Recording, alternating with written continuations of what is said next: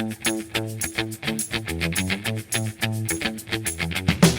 everyone, and welcome to Hands on Science. This is Carr. And this is Mel. Hey, hey. Hey Mel, so for us today, I have some magnets, and we're going to discover how amazing they are. They are amazing. I'm trying to push you.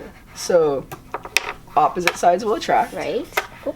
And same sides will repel each other. Yep. Like that. Look it. Push So, you out of the square.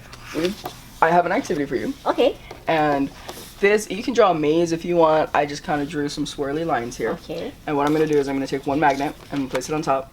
And we're going to take the other magnet and we're going to place it on the bottom so that they are attracted to each other and they're on that line. Right, it's sort of sticking together. And so because these magnets are attracted, it's going to hold that paper for you. And so I'm going to hold this paper and you'll grab the magnet on the bottom. And just kind of go... You'll grab the magnet on the bottom. Oh, sorry.